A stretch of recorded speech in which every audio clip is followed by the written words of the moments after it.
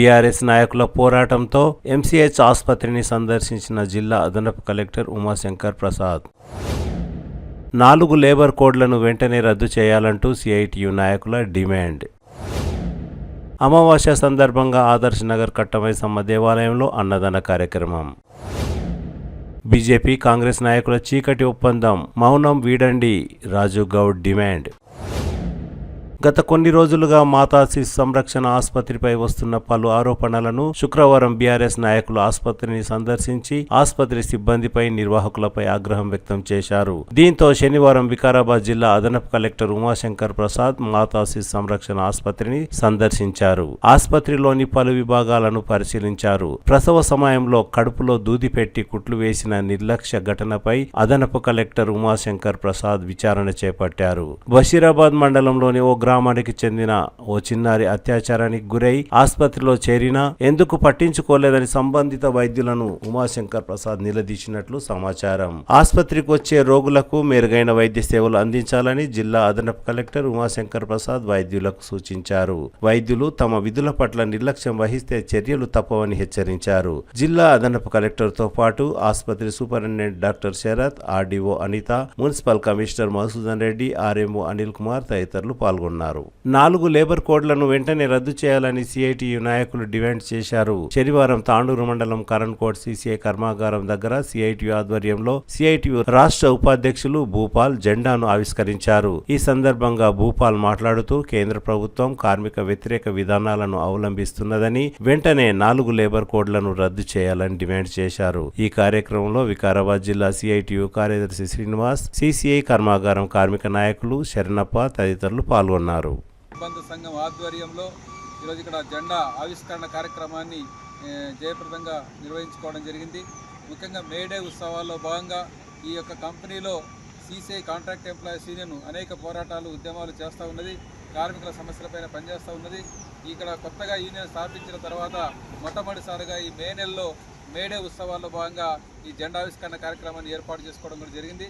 అలాగే సిసిఐలో పనిచేస్తున్నటువంటి కాంట్రాక్ట్ ఎంప్లాయీస్కు ఉద్యోగ భద్రత అనేటువంటిది అనేక రకాల ఇబ్బందులు ఎదురవుతూ ఉన్నాయి. కార్మిక చట్టాలు కూడా సరిగ్గా అమలు కాని పరిస్థితి మనం చూస్తూ ఉన్నాం. అలాగే జీతభత్యాలు కూడా ఈరోజు పెన్షన్ జీతాలు కనీస వేతనాలు ఇస్తున్నారు తప్ప పెరిగిన ధరలకు అనుగుణంగా జీతభత్యాలు కూడా పెరిగేటువంటి పరిస్థితి లేదు.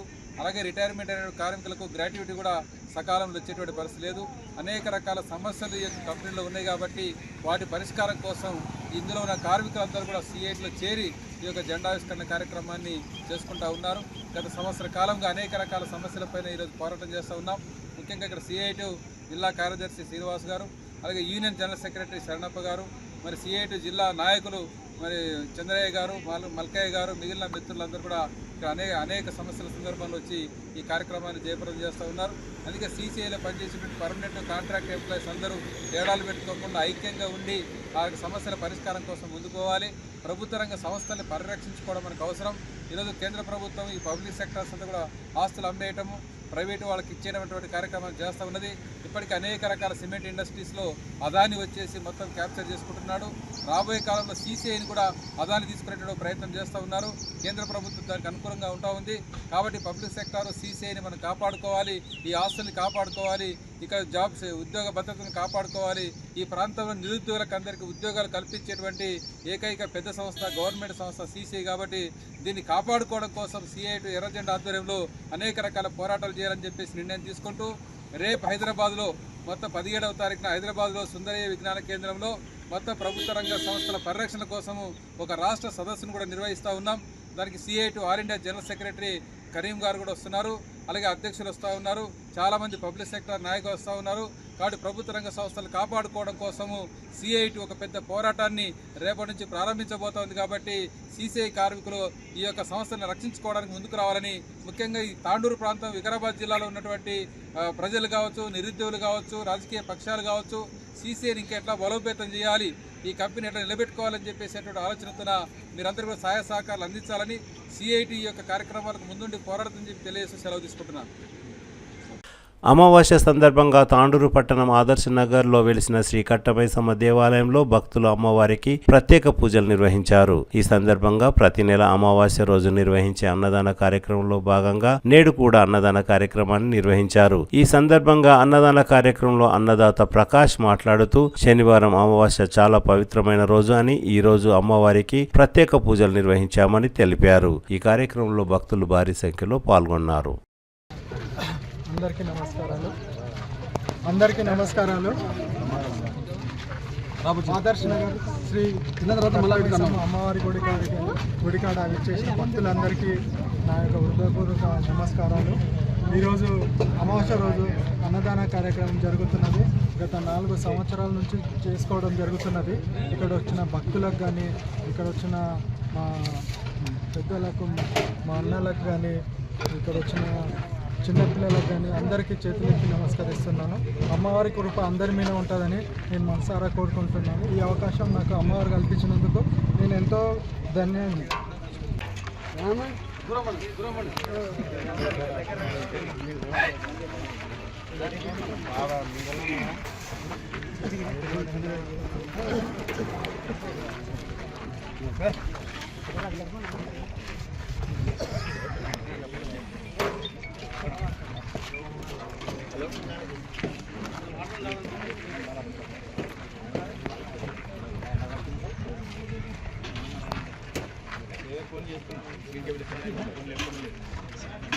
కాంగ్రెస్ బీజేపీ నాయకుల మధ్య చీకటి ఒప్పందం ఉందని, అందుకే ఎవరూ స్పందించడం లేదని మాజీ జిల్లా గ్రంథాలయ సంస్థ చైర్మన్ రాజుగౌడ్ ఆరోపించారు. శనివారం రాజుగౌడ్ సామాజిక మాధ్యమాలలో మాట్లాడుతూ కాంగ్రెస్ బీజేపీ నాయకుల మధ్య చీకటి ఒప్పందం ఉందని, అందుకే వారు స్పందించడం లేదని ఆరోపించారు. తాండూరులో ఎన్నో సంఘటనలు చోటు చేసుకుంటున్నాయని, అయినా ఎమ్మెల్యే బుయ్యని మనోహర్ రెడ్డి స్పందించడం లేదని రాజుగౌడ్ ఆరోపించారు. అటు రాష్ట్రంలో ఇటు తాండూరులో కాంగ్రెస్ బీజేపీ నాయకుల మధ్య చీకటి ఒప్పందం వల్లే నాయకులు స్పందించడం లేదని రాజుగౌడ్ ఆరోపించారు.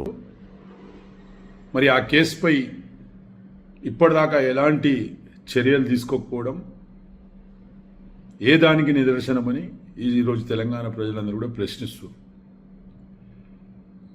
మరి బీజేపీ పార్టీ ఏమంటది? బేటీ బచావ్ బేటీ పడావ్ అని మాట్లాడుతుంది. కానీ ఈరోజు పరిస్థితి అట్లా లేదు. బీజేపీ వాళ్ళోं से బేటీ బచావ్ అనే పరిస్థితి ఏర్పడ్డది.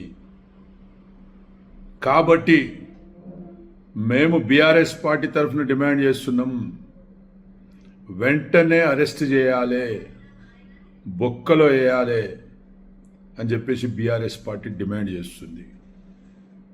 అంతేగాని ఒక కేంద్ర హోంశాఖ సహాయ మంత్రిని సపోర్ట్ చేయడం ఈ కాంగ్రెస్ పార్టీకి ఏడు వరకు కరెక్టో మీరందరూ కూడా ఆలోచన చేసుకున్నారు. ఈ రాష్ట్రంలో కాంగ్రెస్ బీజేపీ ఒకటే అయి పనిచేస్తున్న సంగతి గతంలో అనేక సార్లు మేము చెప్పినాం. ఈ రాష్ట్రంలో చీకటి ఒప్పందం నడుస్తుందని చెప్పినాం. ఈ రాష్ట్రంలో బీజేపీ కాంగ్రెస్ ములాఖాత్ అయి ఈ రాష్ట్రాన్ని దోచుకుంటున్నారని చెప్పినాం. ప్రజలు నమ్మలే. మమ్మల్ని పక్కకు పెట్టి వాళ్ళని నమ్మిర్రు. నమ్మి ఈరోజు మోసపోతున్న సంగతి తెలంగాణ ప్రజలకు అర్థమైపోయింది. పొద్దున లేస్తే దేశం కోసం, ధర్మం కోసం, రామరాజ్యం అని మాట్లాడే ఈ బీజేపీ నాయకులు ఈరోజు ఎందుకు మాట్లాడతలేరు? బీజేపీ ఎంపీలు కానీ, బీజేపీ మహిళా నాయకులు కానీ, బీజేపీ కార్యకర్తలు కానీ ఎందుకు మాట్లాడతలేరు? ఒకసారి ఆలోచన చేయాలి. మీ నాయకునిపై ఆరోపణలు వస్తే ఎవరు కూడా మాట్లాడరు. అదే ఎవడో రహీమో రాబర్టో ఎవడో చేస్తే దేశం మొత్తం రచ్చ ఈసిరిచేస్తారు. మనకు ఈడ మహిళల విషయంపై మాట్లాడేది ఉన్నది. మహిళలకు న్యాయం జరిగే విధంగా మనం ప్రవర్తించాలే తప్ప ఒక పార్టీకో ఒక నాయకునికో కొమ్ముగాసుడు అవసరం లేదు. మరి ఏడున్నారు బీజేపీ ఆదర్శ మహిళలు? మాట్లాడరు ఈరోజు. ఎందుకో నోర్లు మూతబడ్డాయా? మరి కాంగ్రెస్ మంత్రులు, మహిళా మంత్రులు ఉన్నారు కదా, కాంగ్రెస్లో మహిళా నాయకులు ఉన్నారు కదా, మాట్లాడారు ఎందుకో? ఏం ఒప్పందం, ఏం లాలుచి పడ్డారు బీజేపీ పార్టీతోటి? ప్రజలందరూ కూడా గమనిస్తూ, మరి అదేవిధంగా తాండూరులో కూడా చాలా మంది ఆదర్శ మహిళలు ఉన్నారు, బీజేపీ పార్టీలో యువకులు ఉన్నారు, మాట్లాడాలి కదా, ఒక కుటుంబానికి అండగా నిలబడాలి కదా, ఒక మైనర్ బాలికకు న్యాయం జరిగే విధంగా పోరాడాలి కదా. ఎందుకు పోరాడతలేరు? ఏం మతలబు ఉన్నది? ఈ కాంగ్రెస్ వాళ్ళకు, బీజేపీలకు ఏం మతలబు ఉన్నది? ఎందుకు మాట్లాడతలేరు? మరి అదేవిధంగా తాండూరులో తాండూరు ఎమ్మెల్యే గారు ఉన్నారు, మరి మున్సిపల్ చైర్మన్ ఒక మహిళ ఉన్నది, కాంగ్రెస్ పార్టీలో మహిళా కౌన్సిలర్లు ఉన్నారు. మరి మీరు కూడా మాట్లాడారా బీజేపీ పైన? బీజేపీ వాళ్ళు అంటే వాళ్ళ నాయకులు అని మాట్లాడతలేరు, కానీ మీరైనా స్పందించాలి కదా. మీరెందుకు భయపడుతుర్రు? మీ ఎమ్మెల్యే ఎందుకు మాట్లాడతలేడు? మరి తాండూరులో 3 రోజుల లోపల 3 కేసులు అయిపోయినాయి. మరి 3 కేసులు తాండూరులో 3 రోజుల్లో జరిగినప్పటికీ కూడా ఈ రోజు దాకా ఎమ్మెల్యే గారు నోరు విప్పుతలేరు. ఈరోజు డిపార్ట్మెంట్ వాళ్ళు ఇమీడియట్గా రియాక్ట్ అయ్యి ఆ నిందితులను పట్టుకొని అరెస్ట్ చేసి రిమాండ్ పంపించిన సంగతి కూడా తాండూరు ప్రజలకు తెలుసు. కానీ ఎమ్మెల్యే మాట్లాడాడు, కాంగ్రెస్ నాయకులు మాట్లాడరు, బీజేపీ నాయకులు మాట్లాడరు, మహిళా నాయకులు మాట్లాడరు. మరి ఎందుకు మాట్లాడతలేరు? మాట్లాడాలి కదా. ఓ సాటి మహిళకు, ఓ తెలంగాణ బిడ్డకు అన్యాయం జరిగితే మీరు మౌనంగా ఉండడం ఏడు వరకు సమంజసం. మౌనం వీడండి. తాండూరులో ఉన్న బీజేపీ, కాంగ్రెస్ నాయకులు మౌనం వీడండి. ఈరోజు గలం ఇప్పండి. ఆ అమ్మాయికి అండగా నిలబడండి. ఆ అమ్మాయికి న్యాయం జరిగే విధంగా బయటికి రండి. మీ అందరితో రిక్వెస్ట్ చేస్తున్నా, మీరందరూ కూడా బయటకు వచ్చి మాట్లాడాలని చెప్పేసి కూడా కోరుకుంటున్నా. మరి ఈ రాహుల్ గాంధీ ఏడున్నాడు? ఈ రాహుల్ గాంధీ యూజ్లెస్ ఫెలో ఏడున్నాడు? ఒకసారి ఆలోచన చేయాలి మనం. గతంలో హాత్రాస్లో ఒక దళిత మహిళపై ఇదే విధమైన ఘటన జరిగితే నేను హాత్రాస్కు పాదయాత్ర పోతా అన్నాడు. ఇదే రాహుల్ గాంధీ, ఇదే ప్రియాంక గాంధీ. మరి ఈరోజు తెలంగాణలో మీ ప్రభుత్వమే ఉన్నది కదా, మరి మీరు రావచ్చు కదా, మీరు వచ్చి ఆ కుటుంబానికి ధైర్యం నింపొచ్చు కదా. మీరు నింపరు. ఎందుకంటే తెలంగాణ నుంచి మీకు సూట్ కేసులు ముడుతున్నాయి.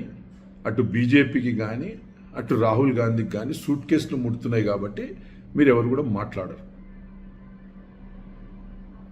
ప్రజలన్నీ కూడా గమనిస్తున్నారు. రాబోయే దినాల్లో మీకు ఖచ్చితంగా గుణపాఠం చెప్తారని చెప్పేసి మేము భావిస్తున్నాం. మరి అదేవిధంగా బండి సంజయ్ను కేంద్ర మంత్రి పదవి నుంచి బర్తరఫ్ చేయాలి. ఆయన కుమారుణ్ణి అరెస్ట్ చేయాలి, ఇన్వెస్టిగేషన్ చేయాలి అని చెప్పేసి కూడా బీఆర్ఎస్ పార్టీ డిమాండ్ చేస్తుంది. మరి మీరు ఇప్పటికైనా గలం ఇప్పకపోతే, మీరు ఆ కుటుంబానికి అండగా నిలబడకపోతే మీకు ప్రజలు తగిన బుద్ధి చెప్తారని చెప్పేసి కూడా బీఆర్ఎస్ పార్టీ తరఫున ఇలా తెలియజేసుకుంటూ, మరి నరేంద్ర మోడీ గారు మొన్న తెలంగాణకు వచ్చినప్పుడు మరి వేదికపైనే ముఖ్యమంత్రిని, కాంగ్రెస్ పార్టీలో ఉన్న ముఖ్యమంత్రిని ఓపెన్గా మీరు మమ్మల్తో వచ్చేసేయండి, మా పార్టీలకు రాండి అని ఆహ్వానించిన సంగతి ఈరోజు తెలంగాణ కాంగ్రెస్ కార్యకర్తలు, కాంగ్రెస్ నాయకులు అందరూ కూడా ఆలోచన చేసుకున్నారు. మరి మోడీ గారు ఆ మాట అన్నప్పుడు అని పోయినాక మరి ఒక్క కాంగ్రెస్ నాయకుడు కూడా స్పందించలేడు, ఒక్క కాంగ్రెస్ నాయకుడు కూడా దానిపై ఖండించలేడు. అంటే మీకు బీజేపీకి ఏదో మతలబు ఉన్నది ఈ తెలంగాణ రాష్ట్రంలో. మరి అదేవిధంగా బహిరంగ సభ పెట్టి ఈ కాంగ్రెస్ పార్టీ కాదు ఇది ఎంఎంసి పార్టీ అని అన్నాడు, ముస్లిం మావోవాదీ కాంగ్రెస్ పార్టీ అన్నాడు. ఒక్క కాంగ్రెస్ వాడు నోడిప్పలేడు మరత రోజు. అంటే మోడీ అన్నమాట నిజమా, లేకుంటే మోడీ అన్నదాన్ని మీరు నమ్ముతుర్రా? కాంగ్రెస్ కార్యకర్తలందరూ కూడా ఆలోచన చేసుకున్నారు.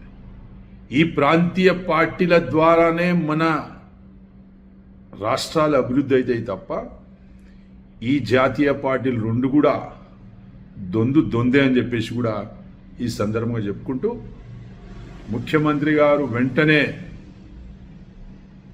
దీనిపై సిట్ వేసినాం, కేసులు అల్టర్ చేసినాం, ఖచ్చితంగా పడతాం, అరెస్ట్ చేస్తామన్నాడు కాదు. వాస్తవంగా మీరు యాక్షన్ తీసుకునాలే అతి తొందరలో. మీరు మీ దోస్తులను కాపాడడానికే ఆర్ఎస్ బ్రదర్ అని చెప్పేసి ఆల్రెడీ మీకు బిడుతున్నది రేవంత్ రెడ్డి, బండి సంజయ్ అని. అవన్నీ కూడా పక్కన పెట్టండి. ఒక మైనర్ బాలికకు న్యాయం జరిగే విధంగా మనం ఉండాలి. ఒక ముఖ్యమంత్రిగా ఈ రాష్ట్రానికి పెద్ద దిక్కుగా ఉండి ఆ కుటుంబానికి ఆ ఒక అమ్మాయిని, మైనర్ బాలిక అమ్మాయికి న్యాయం జరిగే విధంగా ప్రయత్నం చేయాలని చెప్పి బీఆర్ఎస్ పార్టీ డిమాండ్ చేస్తుంది. జై హింద్, జై తెలంగాణ.